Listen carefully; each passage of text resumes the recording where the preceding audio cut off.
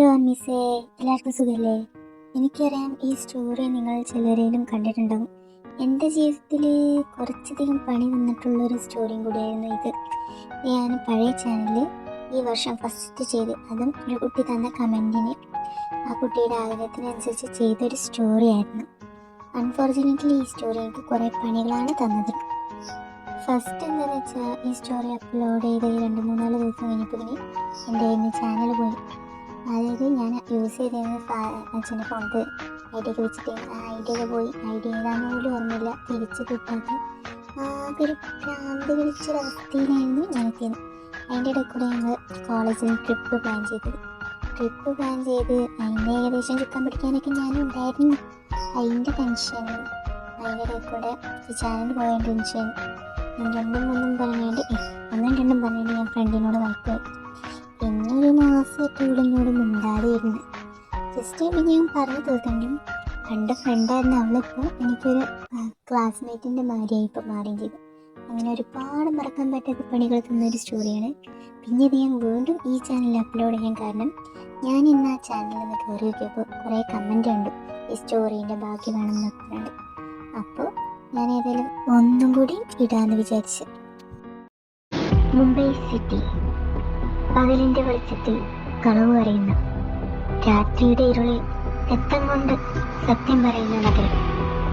ഇവിടെ നടക്കുന്നത് മത്സരമാണ്. നന്മയും തിന്മയും തമ്മിലുള്ളതല്ല, തിന്മയും തമ്മിലുള്ള മത്സരം.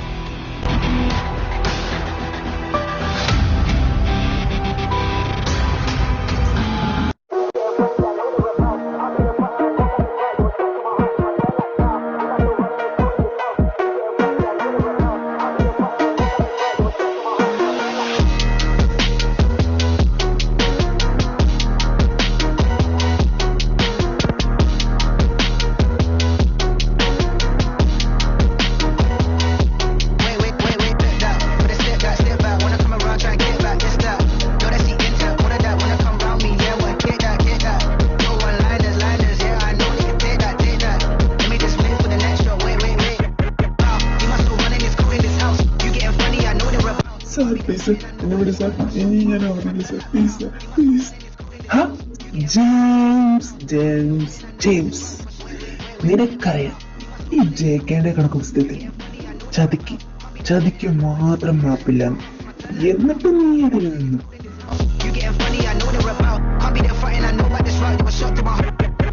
Half an hour. I want to clear this spot. ഡാ, എനിക്ക് നാട്ടിൽ നിന്ന് കോള്.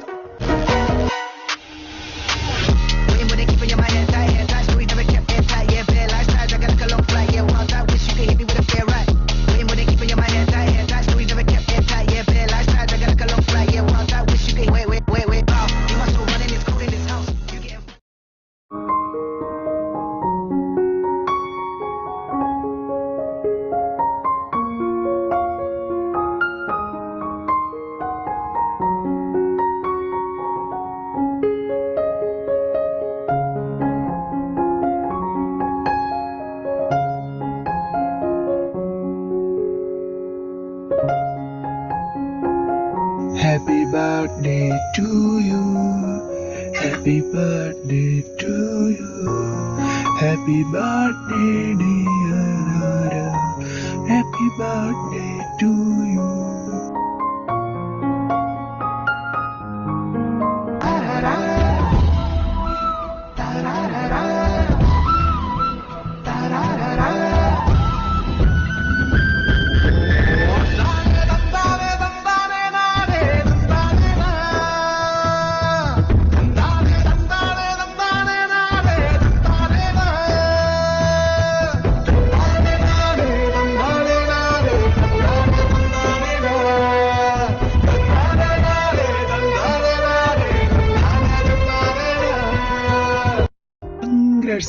എനിക്കതിൽ സന്തോഷായി. നമ്മുടെ കൂട്ടത്തിൽ നീ മാത്രം ഉണ്ടായിരുന്നു 18-ാമത്തെ.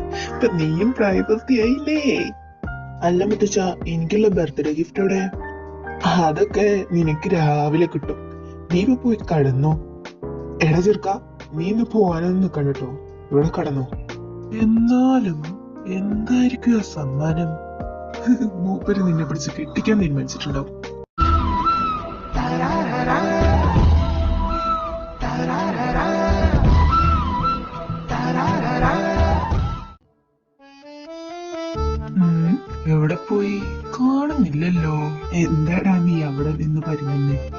ഏയ് ഒന്നുമില്ല മുത്തച്ഛ. അല്ല, എടുത്തതിന്റെ ഗിഫ്റ്റ്. നിക്ക് മോനെ, നിന്റെ ഗിഫ്റ്റ് എത്തിയിട്ടില്ല. രജിസ്ട്രാർ വന്നിട്ടില്ല, വന്നിട്ട് കിട്ടും. ആ, മിസ്റ്റർ മാധവ് മേനോൻ, എന്താ ഞാൻ കേൾക്കുന്നേ? അല്ല, കാശിക്ക് വല്ല യാത്രയും ബുക്ക് ചെയ്തിരുന്നു? അതാണോ രജിസ്റ്ററൊക്കെ വിളിച്ച് ഈ സ്വത്തൊക്കെ എന്റെ പേർക്ക് എഴുതി തരാൻ പോകുന്നേ? ഒന്ന് പോടെടുക്ക. കാശിക്ക് പോവാ വയസ്സായാലോ? എനിക്ക് അത്രമാത്രം വയസ്സൊന്നായിട്ടില്ല. ഞാൻ ഇപ്പോഴും 60 മാത്രമേ നിൽക്കുന്നേ. ഏയ് അധികം പ്രായം ആയിട്ടില്ല, ജസ്റ്റ് 60 ഇല്ലെങ്കിൽ. അല്ല, കുഴമ്പൊക്കെ കഴിഞ്ഞെന്ന് പറഞ്ഞു. അത് വാങ്ങിക്കണമെങ്കിൽ പൈസ തരണം കേട്ടോ. നീ എന്നെ കളിയാക്കൊന്നും വേണ്ട. ആ അടിച്ചു വരാൻ വല്ല ജാനും എന്താ പറഞ്ഞറിയോ? എനിക്കിപ്പോ പ്രായം കുറഞ്ഞു വരികയാണല്ലോ എന്നാ. എന്താണ് ഒരു ഇളക്കം? നിന്റെ ബർത്ത്ഡേക്ക് ഞാൻ തരാൻ പോകുന്ന ഗിഫ്റ്റ് എന്ന് പറയുന്നത് ഒരു ഹസ്ബൻഡിനെ. മേനോനെ, നിങ്ങൾ വേറെ എന്തെങ്കിലുമൊക്കെയാണ് ഉദ്ദേശിച്ചേ? വാക്കുകളൊക്കെ മാറുന്നു. ഇതാ ഞാൻ പറഞ്ഞ നിനക്ക് വയസ്സായി എന്ന്. ഒന്ന് പോടർക്ക. ഞാൻ പറഞ്ഞതിൽ ഒരു മാറ്റമില്ല. നിനക്കൊരു ഹസ്ബൻഡ് എന്ന് തന്നെയാണ് ഞാൻ ഉദ്ദേശിച്ചത്. നീ ഞെട്ടൊന്നും വേണ്ട. ഇത് ഞങ്ങൾ നേരത്തെ തീരുമാനിച്ചതാ. എന്റെ ഫ്രണ്ടിന്റെ പേരക്കുട്ടിയാ. അവൻ നല്ലൊരു ചെറുക്കനാ. 10 മണിക്ക് രജിസ്ട്രാർ വരും. അത് കഴിഞ്ഞ നിന്റെ കല്യാണം. എന്നോട് സ്നേഹമുണ്ടെങ്കിൽ നീ ഇതിന് സമ്മതിക്കും. അളിയാ, അപ്പൊ ഓക്കെ എന്നാ. എന്നെ വീട്ടിൽ നിന്ന് വിളിച്ചാൽ ഞാൻ വീട്ടിൽ പോയിട്ട് വരേ. എടാ തെണ്ടി, മര്യാദയ്ക്ക് അവിടെ നിന്നു, അല്ലെങ്കിൽ ഞാൻ നിന്നെ കൊല്ലും. സോറി അളിയാ, എനിക്ക് കരുനാക്കുണ്ടെന്ന കാര്യം ഞാൻ ഇപ്പഴാ മനസ്സിലാക്കിയേ. ഏതായാലും നിന്നെ പോലെ ഒരു ഭാഗ്യവാൻ വേറെ ആരും ഉണ്ടാവില്ല. ബർത്ത്ഡേ ഗിഫ്റ്റ് ആയിട്ടൊക്കെ ഒരു ഹസ്ബൻഡിനെ കിട്ടുക എന്നൊക്കെ പറഞ്ഞ എന്തിന്റെ കേടായിരുന്നു എനിക്ക്. നീ വിഷമിക്കണ്ട, നമുക്ക് അവനോട് സംസാരിക്കാം. നിന്നെ പോലെ തന്നെ അവനും പെട്ടതായിരിക്കും. സാർ, ഡോക്യുമെന്റ്സ് ഒക്കെ കൊടുത്തിട്ട് ഇതിലൊന്ന് ഒപ്പിട്ടാ മതി. ബാക്കി കാര്യങ്ങളൊക്കെ ഞാൻ നോക്കിക്കോളാം. അപ്പൊ ചെക്കനോ? അവൻ വരില്ല. അവൻ എന്തോ ബിസിനസ് ട്രിപ്പായിട്ട് വിദേശത്താ. അതുകൊണ്ട് വരാൻ പറ്റില്ല എന്ന് പറഞ്ഞു. ഇവൻ ഇതിലൊന്ന് ഒപ്പിട്ടാ മതി. ഇതെല്ലാം ചെയ്യുന്നത് നിന്റെ സുരക്ഷയ്ക്ക് വേണ്ടിയാണ്. അത് നിനക്ക് വൈകാതെ മനസ്സിലാവും. എന്റെ പൊന്നു ദൈവമേ, ഇത്രയും ഗതികെട്ടവൻ വേറെ എവിടെയും ഉണ്ടാവും? ആകെ ഉണ്ടായിരുന്ന ഹോപ്പ അതും പോയി. സാരില്ലളിയാ, അതുകൊണ്ട് നിനക്കൊരു ഹസ്ബൻഡിനെ കിട്ടിയില്ലേ? എടാ, അവനിതാ എന്റെ അക്കൗണ്ടിലേക്ക് 50,000 രൂപ ഇട്ടേക്കുന്നു. ആവു, കാലങ്ങളായി പൊടി പിടിച്ച് കിടന്ന അക്കൗണ്ടിലൊക്കെ ഒന്നൊരു ജീവൻ വെച്ചല്ലോ. അപ്പൊ നിന്റെ ഹസ്ബൻഡ് നല്ല റിച്ച് ആണല്ലോ. എന്റെ ദൈവമേ, എനിക്ക് മാത്രം കിട്ടിയില്ലല്ലോ. അല്ലെങ്കിൽ നിനക്കുള്ളല്ലോ ഒക്കെ കിട്ടും. എനിക്ക് കിട്ടിയെങ്കിൽ ഞാൻ വീട്ടിൽ പൈസ വെച്ച് എന്താണ് വൈകിട്ട് പാവം പൂക്ക. ജാക്കേ, നീ ഇന്ന് എന്ത് പണിയാ കാണിച്ചേ? നിനക്കൊന്ന് നാട്ടിൽ പോയി കൂടെയില്ലേ? പിന്നെ ഇന്നത്തെ മീറ്റിംഗിന്റെ കാര്യമൊക്കെ ആരാ നോക്കുക? ഇന്നത്തെ മീറ്റിംഗ് അത്ര വലിയ ഇമ്പോർട്ടന്റ് ഒന്നുമല്ല. നിന്റെ ആവശ്യം അവിടെ ഇല്ലേ? പിന്നെ എന്തിനാ നീ പോവാതിരുന്നേ? ഒന്നില്ലേലും നിന്റെ ലൈഫിലെ ഏറ്റവും പ്രധാനപ്പെട്ട ഒരു കാര്യല്ലേ? എടാ, നിനക്കറിയാ, എനിക്കറിയാം. ഈ മാരേജ് പറഞ്ഞത് എന്റെ മുത്തശ്ശന് ഞാൻ കൊടുത്ത വാക്ക് പ്രകാരമായിരുന്നു. അവനെ സംരക്ഷിക്കുക, അത്രയുള്ളൂ എന്റെ ഡ്യൂട്ടി. അതിനു മേലെ ഒന്നുമില്ല. പിന്നെ അവനൊരു പ്രായമായി അവനെ നോക്കാൻ പറ്റുന്ന ഒരാള് വരികയാണെങ്കിൽ ഞാൻ ഏതായാലും അവന്റെ ജീവിതത്തിൽ നിന്ന് ഒഴിഞ്ഞെടുക്കും. പിന്നെ അതിന്റെ ഇടയിൽ എന്തിനീ കാണലും ഇതൊക്കെ? ഓ ആയിക്കോട്ടെ, ഇത് തന്നെ വേണം നീ യുങ്കിനോടും പറയാൻ. അല്ലേലെ അവളുടെ ഇച്ഛായനെ കേഴെത്തുന്ന ഞാനാണെന്നും പറഞ്ഞാണ്ട അവൾ അടക്കുന്നത്. ഇനി ഇതും കൂടി കേട്ടാ മതി, സ്വന്തം കല്യാണത്തിന് പോലും പോവാതെ തോന്നും. എടോ, താൻ എന്തിനാടോ എന്റെ അക്കൗണ്ടിലേക്ക് പൈസ ഇട്ടേ? അത് നിനക്കുള്ളതാ. അതിന് ഞാൻ തന്നോട് ചോദിച്ചോ പൈസ? താൻ മര്യാദയ്ക്ക് ആ പൈസ പിൻവലിച്ചോ. എന്നിട്ട് എനിക്ക് ആ തെണ്ടി കട്ടാക്കി. അവന് പറയുന്ന പോലെ കേൾക്കണില്ല.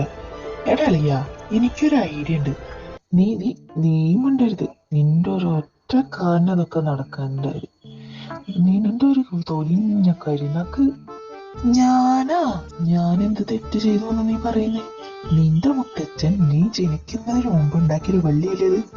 അതൊന്നും ഞാൻ നേരത്തെ കാലത്ത് പ്രവചിച്ചു എന്ന് പറഞ്ഞാണ്ട് നീ ഒരു കാര്യം ചെയ്യ്. ഏതായാലും അവന് ഡൈവേഴ്സ് തരാൻ ഒരു പ്ലാനും ഇല്ലെന്ന് അവന്റെ കോളിൽ തന്നെ മനസ്സിലായി. നീ അവന്റെ പൈസ മൊത്തം ഉപയോഗിക്കും. മോടപറ്റി, എനിക്കൊന്നും വേണ്ട അവന്റെ പാട്ട പൈസ. എന്തൊരു ചാടേടാ അവനക്ക്. എടാ, അവന് നിന്റെ ചെലവ് സഹിക്കാൻ വയ്യാതെ ദാരിദ്ര്യം പിടിച്ച് കുത്തുപാള പിടിച്ച് നിനക്ക് ഡൈവോഴ്സ് തരണം. എന്നിട്ട് അവൻ റിഗ്രറ്റ് ചെയ്യണം, എന്തിനാ വെറുതെ ഈ വെള്ളീനെ ഞാൻ തലയിൽ വെച്ചേ എന്നോർത്ത്. അത് വളരെ നല്ലൊരു ഐഡിയ ആണ്. പിന്നെ അല്ലാതെ ഞാൻ ആരാമോ. ഇനി ഇതുപോലത്തെ ഐഡിയകൾ വേണമെങ്കിൽ എന്നെ സമീപിക്കാവുന്നതാണ്. www.spacejimin@.com.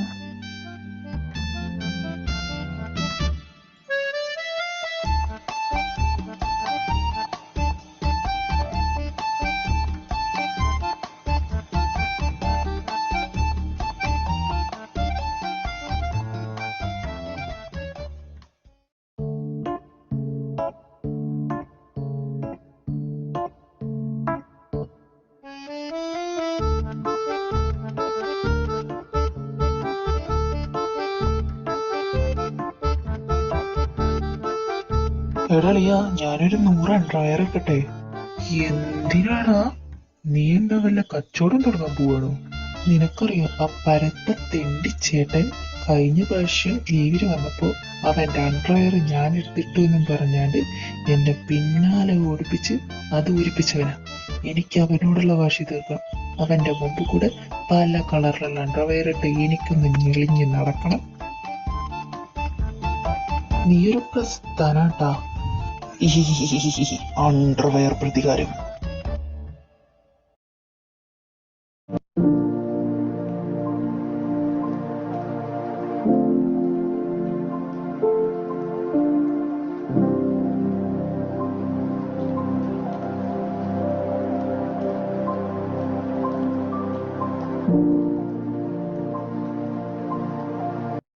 എന്റെ പൊന്നു, ഈ മുംബൈയൊക്കെ ആകപ്പാടെ മാറിപ്പോയി.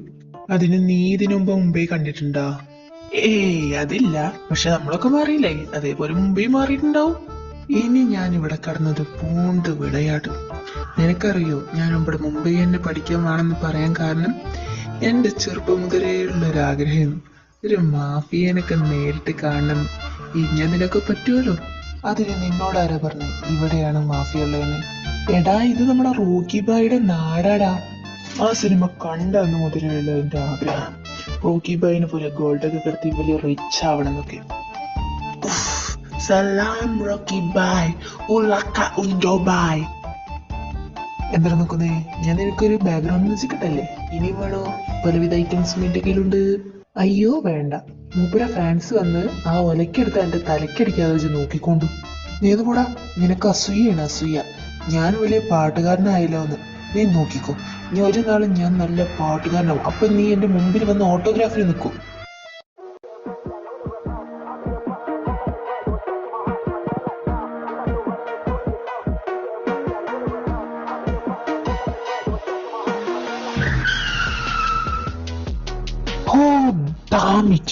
ഞാൻ ആരെ പിണ്ണം വെക്കാനാണോ പോകുന്നത്? തനിക്കെന്താ കണ്ണില്ലേ മുഖത്ത്?